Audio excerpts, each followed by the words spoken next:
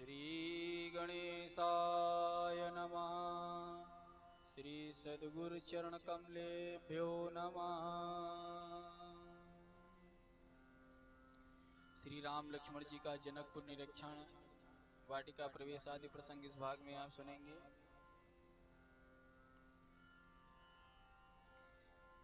लखन हृदय लालसा बिसेखी, जाई जनकपुर आई देखी। अब राम लक्ष्मण जी के मन में, दोनों के मन में, दोनों हृदय एक हैं। जो वो सोचते हैं वो करते हैं, वो जो करते हैं वही वो सोचते हैं। विश्वामित्र जी से हाथ जोड़ करके कहने लगे, गुरुदेव अभी थोड़ा शाम टाइम का है, शहर घूमा भी शाम ही को समय जाता है। शहरों का जो है देखिए, प्रातः काल आश्रम आदि घूमने जाइए, रमणीय नदी पहाड़, और संध्या समय तो भाई नगरों की सुंदरता अच्छी होती है। तो गुरुजी अगर आपका आदेश हो तो हम लखन को ले जा करके जरा जनकपुर का हाट बाजार घुमा लाएं। राम अनुज मन की गति जानी, भगत बछल ताहि अहुल सानी। नाथ लखनपुर देखन जाई, नाम लखनपुर देखन जाई। प्रभु संकोच डर प्रगट न कराई। प्रभु लक्ष्मण जी नगर देखना चाहते हैं, लेकिन आपके डर के मारे कहीं नहीं पा रहे हैं। अगर आपकी आज्ञा हो तो हम लखन को नगर दिखा लाएं। कहीं ये भी न कह दें कि जाओ अच्छा लखन को कदो जाए देखा मैं जा करके। तो कहा कि हे गुरुदेव, लखन लाल के मन में जो भाव है वही सोच के कहा, लेकिन हमको लग रहा है डर के मारे नहीं कहते, वो जनकपुर की शोभा देखना चाहते हैं।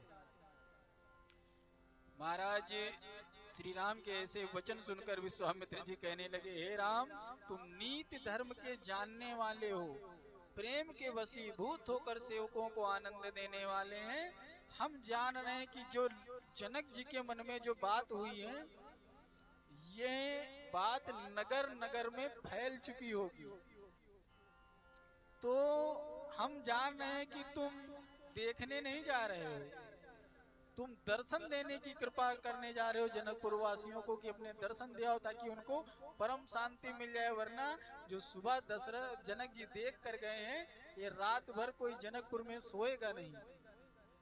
तो भाव यहाँ पे ये था कि हम समझ रहे हैं कि तुम देख जाई देखिया वो नगर, सुख निधान दो भाई।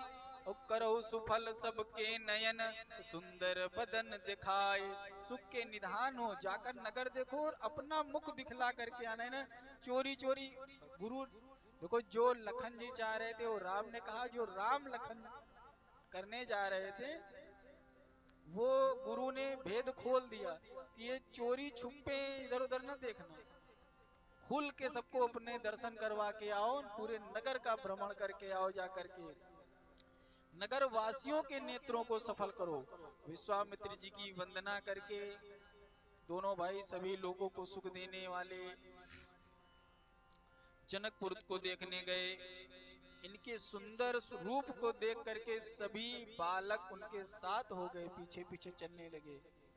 दोनों भाई पीले रंग के वस्त्र, कमल में पीले दुपट्टे, सांवरे और गोरे, आज की भाषा में गोर करिया, एक बहुत गोर एक बहुत करिया। लेकिन काले को काला कहोगे तो बुरा मान जाएगा, और श्री राम जी को कौन काला कह सकता है? तो श्याम वर्ण कहा गया है। जैसे आकाश का जब स्वच्छ आकाश देखोगे, शहरों में तो स्वच्छ आकाश देखने का नंबर ही नहीं आता है। बरसात आदि में देखो, जब बरसात में नीला नीला आसमान, सफेद सफेद बादल, कभी देखे हो? सफेद सफेद बादल उड़ते चलते हैं, वो बढ़िया नीला नीला साफ आसमान। तो वैसे ही लग रहा था कि वो आकाश तत्व पृथ्वी पर बादल चल रहा है, और आकाश के बीच में विशाल काय छाती और बड़ी बड़ी भुजाएं भगवान श्री राम की, और उसमें उनके साथ में श्वेत वर्ण लखन जी। आहा, देख करके जुबती भवन झरो खई लागी, और निरखई राम रूप अनुरागी। जैसे ही पता चला कि दो राजकुमार नगर भ्रमण कर रहे हैं, सारी युवा स्त्रियां नारियां झरोखों से झांक करके देख के बड़ी मुदित हो रही, हाँ ऐसा भी कोई सुंदर होता है। मतलब सुंदर सुंदर शब्द सुना था, सुंदर का साकार रूप देखा तो बोले ऐसा ही चीज सुंदर, यही सुंदरता है। और क्या होती आपस में इनको कोई कह रही थी, एक हमको लग रहा है भगवान विष्णु है इतने सुंदर, कोई कह रही नहीं कामदेव है हमको लग रहा है।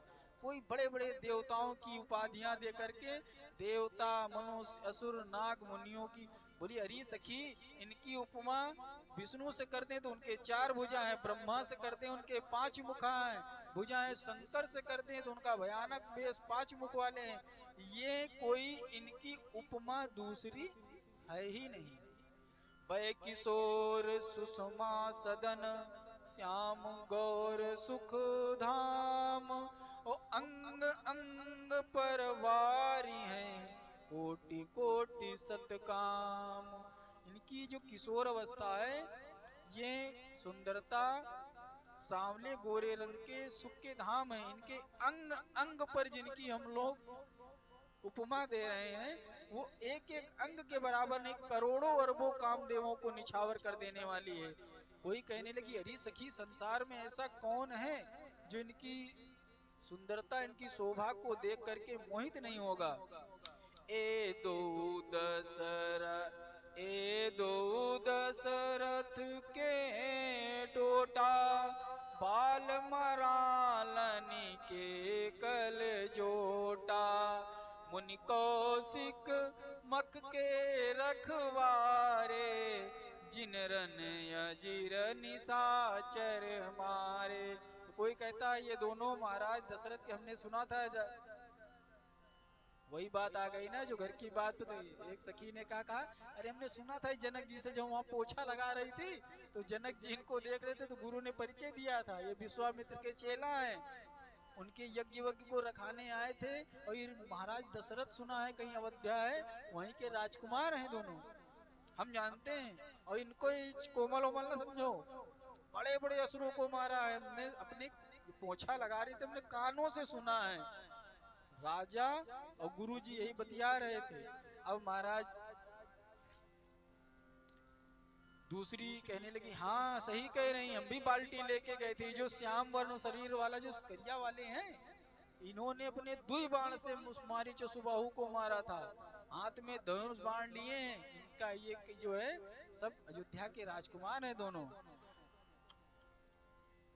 कोई कहने लगा ये जनक जी के आदर से बुलाए गए हैं, कोई कहा विश्वामित्र जी के साथ आए हैं, कोई बताए किस काम से आए हैं, और कुछ ने तो ये भी बता दिया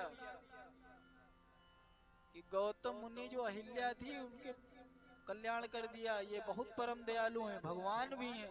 अब नाना मुख नाना प्रकार की बातें कहते हैं, शास्त्रों नाम भगवान के यहाँ हो गए। लेकिन कुछ भी हो सबको बड़े अच्छे लग रहे थे, बड़े प्रिय लग रहे थे।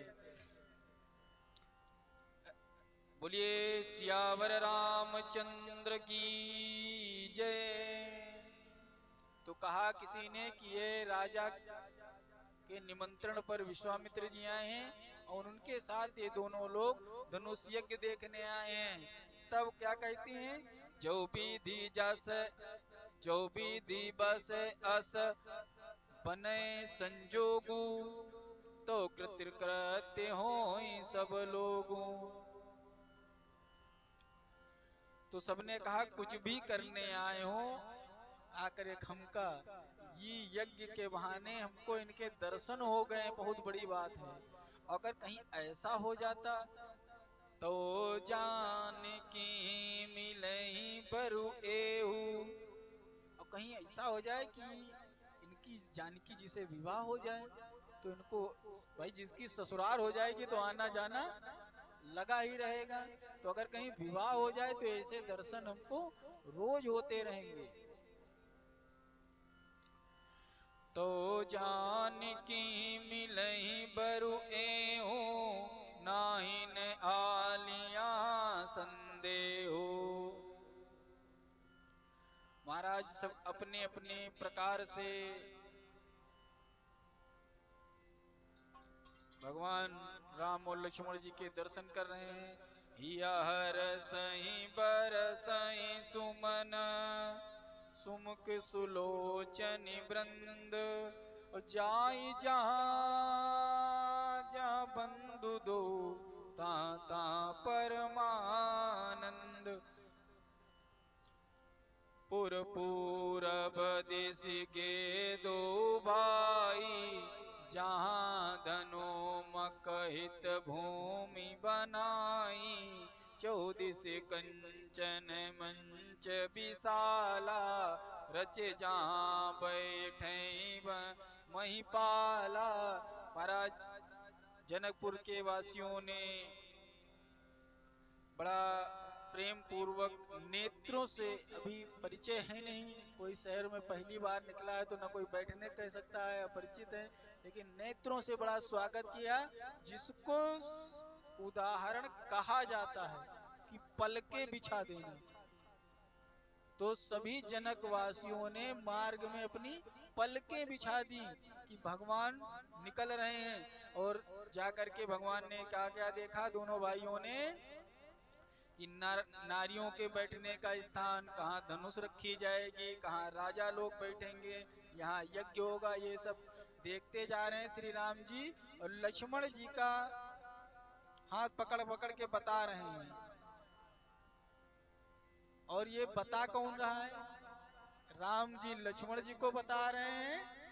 और बच्चे हाथ पकड़ते हैं, भैया ये यहाँ पे धनुष रखा जाएगा, ए इधर आओ, यहाँ राजा बैठे जाएंगे। तो बच्चे बड़ा एक हटे, तुम देखो कितना अच्छा लग रहा है, तो एक बच्चा छोड़े तो दूसरा पता चल, यहाँ पे राजा बैठेंगे, तो दूसरा हाथ पकड़ ले, अरे नहीं नहीं यहाँ रानी बैठेंगी, तीसरा। बच्चे राम लक्ष्मण का स्पर्श प्राप्त करके बड़ा आनंद हो रहे थे, कितना अच्छे कितने कोमल हैं। तो जगह जगह जहाँ जहाँ एक एक दरी एक एक कुर्सी का परिचय दे रहे थे कि तुमने ये बताया यहाँ राजा बैठेंगे, तो दूसरे ने कहा हम बताएंगे यहाँ रानी बैठेंगी, तीसरा बता रहा था ये गलियारा है सबके निकलने का। सभी बच्चे अरे ये हम धनुष यज्ञ वाली जगह बताएंगे। सब नाना प्रकार। महाराज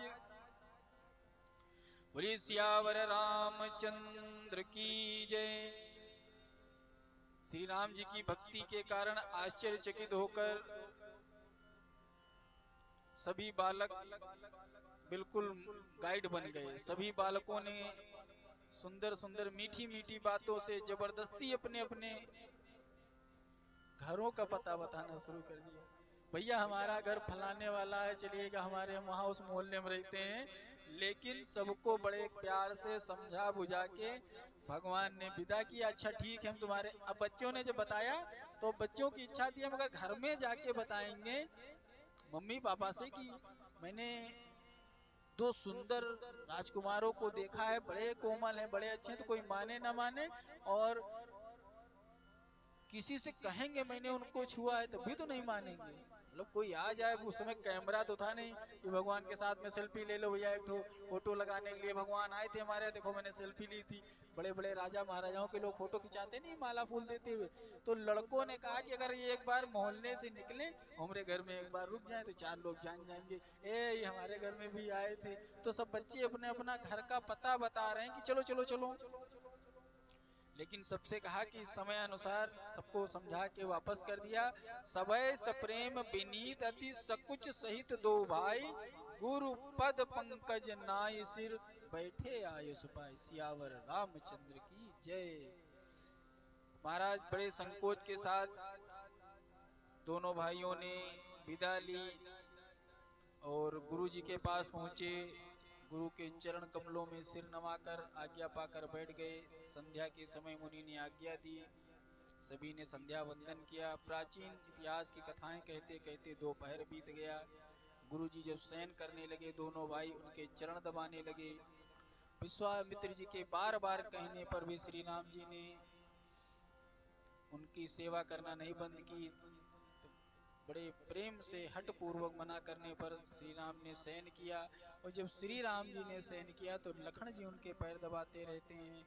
श्री राम जी के बार बार शयन करने पर भी लखनलाल उनके चरण कमल अपने हृदय पर रख करके लेटते हैं। क्या सेवा भाव है देखिए। रात बीतने पर उठे लखन निस विगत सुनी, अरुण शिखा धुनि कान। गुरुते पहले ही जगतपति, जागे राम सुजान। जैसे कहते हैं ना, मुर्गे की बाग सुनते ही सबसे पहले लक्ष्मण जी जग गए, लक्ष्मण जी के बाद श्री राम जी जग गए और गुरु से पहले दोनों उठे।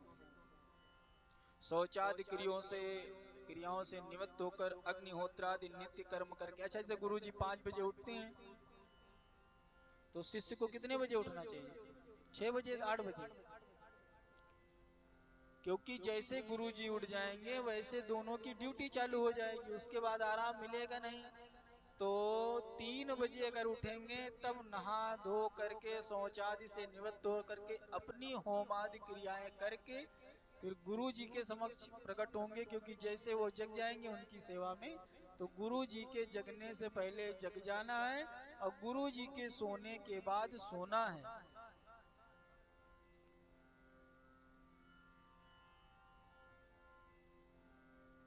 महाराज गुरु जी के समक्ष दोनों लोग पहुंचे। गुरु जी की आज्ञा पा करके दोनों भाई पुष्प लेने के लिए पुष्प वाटिका की ओर चल दिए।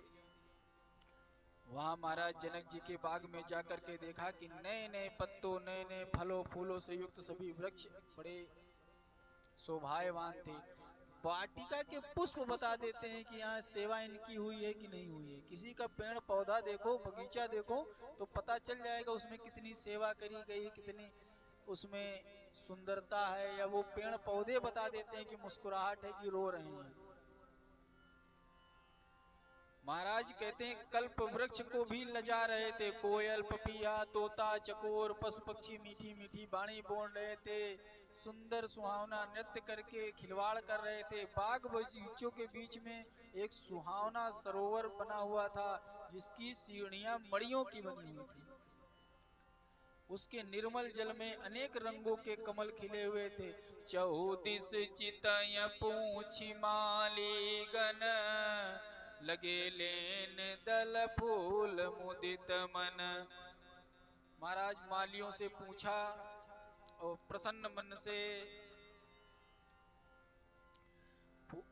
पत्र पुष्प लेने लगे। और उसी समय माली ने क्या, तही अवसर सीता आई, तही अवसर सीता आई, गिरजा पूजन जननी पठाई। जब वो पुष्प ले रहे थे उसी समय सीता जी का भी प्रवेश हुआ गिरजा पूजने के लिए। माली महोदय चुपचाप नौकरी न खा ले, महाराज सामने आए कि क्यों राजकीय आप मेहमान हैं, लेकिन अब राजकुमारी आ रही तो राम लखन पेड़ के ओट में हो गए। मतवारी जाकी चाल मेरो कौशल्यो को लाल, मतवारी जाकी चाल मेरो कौशल्या को लाल, जाके होठ लाल लाल मेरो कौशल्यों को लाल, जाके घुंघराले वाले बाल मेरो कौशल्यों को लाल। महाराज मन में सीता जी के समक्ष सब आई ही गिरजा पूजन के लिए, लेकिन सखियों ने बात वही चल रही है कल राजकुमार वाली। जानकी जी के साथ में सब सुंदर सयानी सखियां हैं जो मीठी सुरीली आवाज में गीत गा रही हैं। सरोवर के पास गिरजा जी का सुंदर मंदिर है। सरोवर में सखियों ने स्नान सहित करके सीता जी प्रसन्न मन से गिरजा मंदिर में जा करके बड़े प्रेम से पूजा किया, सुंदर योग्य वर मांगा। और इतना ज्यादा जो है सबसे सुन रखा था कि दर्शन की अभिलाषा थी कि ये जो कह रहे हैं क्या सच में ऐसा होता है। मन में सीता जी की सहेली एक उनसे अलग फुलवारी में चली गई कि ये पूजा कर रही, नहा धोए के ला फूल तोड़ लाए।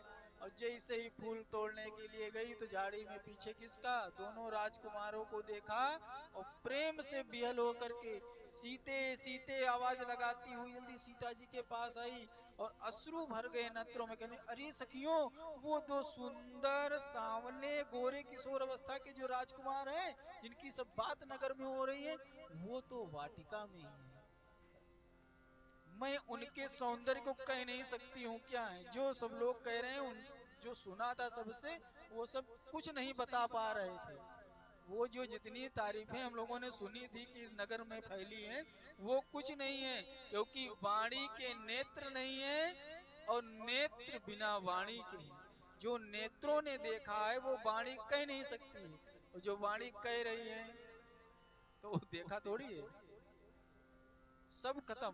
सुनहर सी सब सखी सयानी, सियहिया अति उत्कंठा जानी, एक कहीं नृप सुत तैयाली, सुने जे मुनि संग आए काली।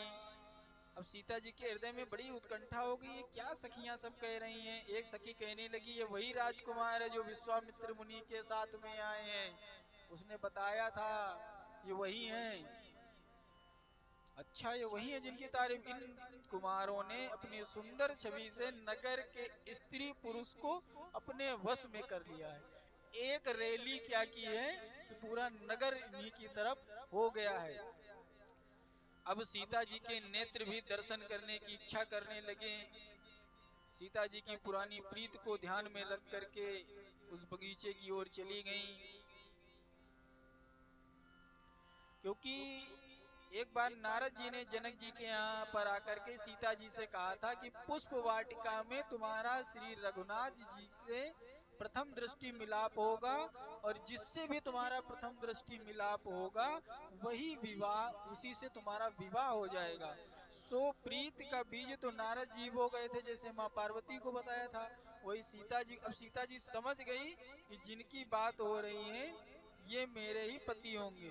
ये पंडित ज्वाला प्रसाद जी की एक टीका है, उसके अंतर्गत ये उदाहरण दिया गया है। सीता जी चकित होकर के इस तरफ देख रही हैं, सब तरफ क्या मृग छौनी इधर उधर देख रही हो, जैसे मृग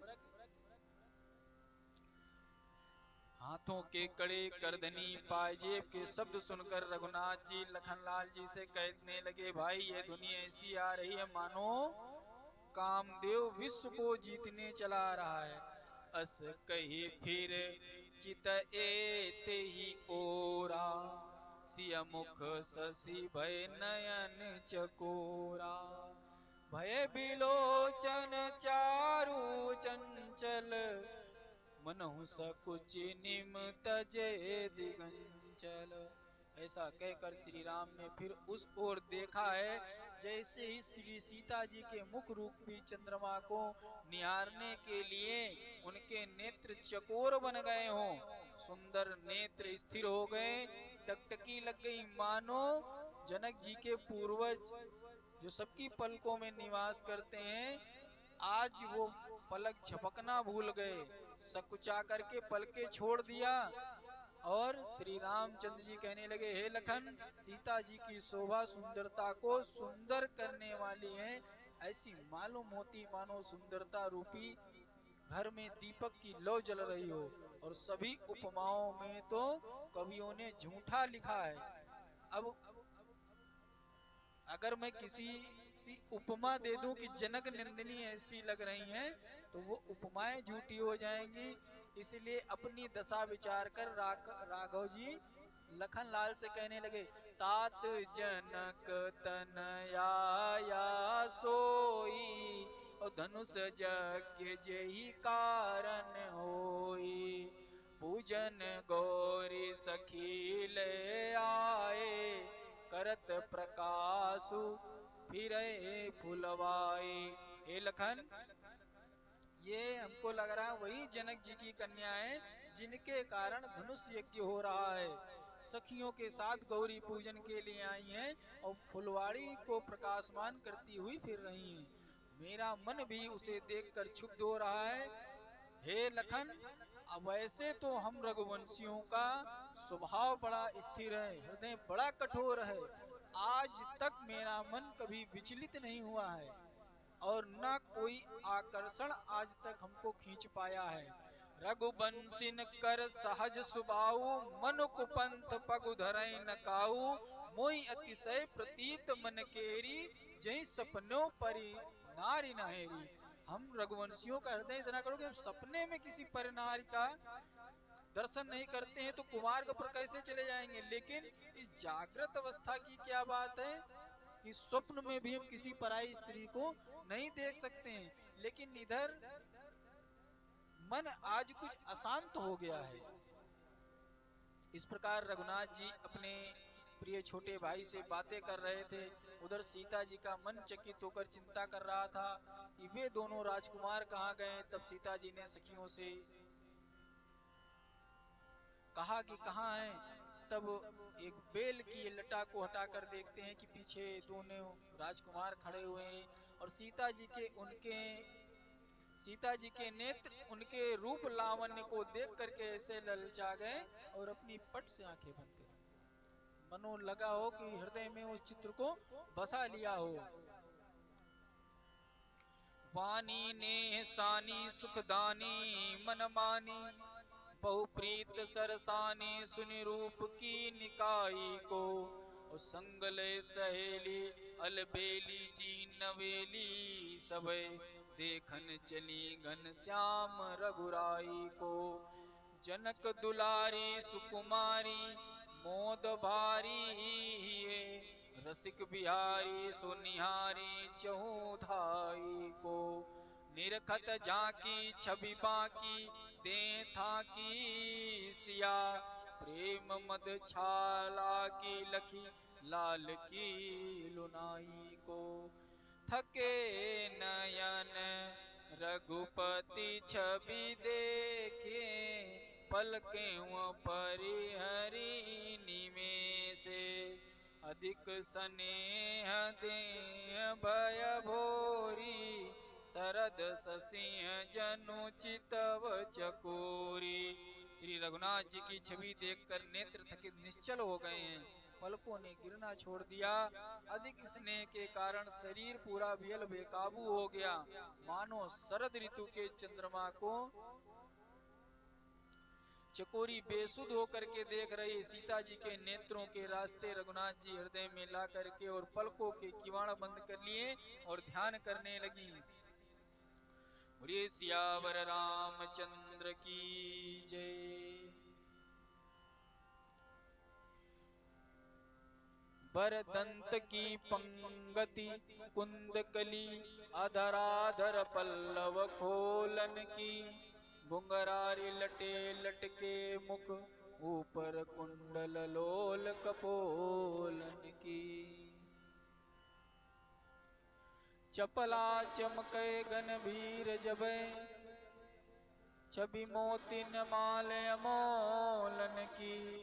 न्योछावर प्राण करे तुलसी, बलि जाऊं। ये चल रहा है, ये लगा है।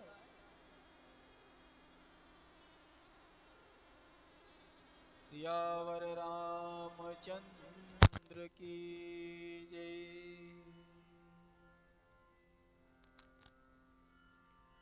इसीलिए बैठ रहा था। बरदंत की पंगति कुंदकली, अधराधर पल्लव खोलन की। घुंघरारी लटे लटके मुख, ऊपर कुंडल लोल कपोलन की। चपला चमके गन बीच जबे, छवि मोतिन लाल अमोलन की। न्योछावर प्राण करे तुलसी, बलि जाऊं ललाज के बोलन की। श्री रघुनाथ जी की अलौकिक शोभा को देख करके सभी सखियों ने भूल गई। सभी सखियां कि हम आए किस लिए थे, क्या काम था, काहे के लिए आए थे। एक सखी तब कहने लगी, हे सीता गिरजा का ध्यान कर, इन राजकुमारों को देख चुकी हो तो हम लोग पूजा करने आए हैं। सीता जी ने सकुचा कर नेत्र खोले, कहा कि देखने आई हो तो देख लो और गिरजा पूजन करना है, क्योंकि सीता जी ने तो आंख बंद कर लिया था ना। अब किशोर श्री राम जी के प्रति कहा गया, किशोर को देख करके नख से सिका तक श्री राम जी की शोभा देखी और अपने पिता के प्रण की याद करके मन में बड़ा क्षुब्ध हुआ कि इतने सुकोमल हैं। प्रण क्या था, जो धनुष को तोड़ेगा, धनुष पे चाप चढ़ा देगा, उसी से विवाह होगा। जानी कठिन शिव चाप विसूरती और चली राखी उर श्यामल मूरति। प्रभु जब जात जान की बानी, सुख स्नेह शोभा गुण खानी। सीताराम जी, श्री राम जी ने सीता जी के सौंदर्य को अपने मन में अंकित कर लिया और सीता जी वहां से सखियों के साथ में गई भवानी भवन बहोरी, बंदी चरण बोली कर जोरी। जय जय जय गिरिराज किशोरी, जय जय जय गिरिराज किशोरी। जय महेश मुख चंद चकोरी, जय गज बदन खडानन माता। जगत जननी दामिनी दुति गाता, नहीं तब आदि मध्य अवसाना। अमित प्रभाव वेदु नहीं जाना, भव भव विभव पराभव कारिणी। विश्व विमोहनी स्वावसिहारिणी। सीता जी कहने लगी, हे जगजननी, आपकी महिमा हजारों शेष और सरस्वती जी भी नहीं गा सकती हैं। आप भक्तों को मुंह मांगा वरदान देने वाली हैं। आप मेरे मनोरथ को सिद्ध करिए। और ऐसा कह करके माता के चरण पकड़ करके विनय प्रेम बस भई भवानी, विनय प्रेम बस भई भवानी।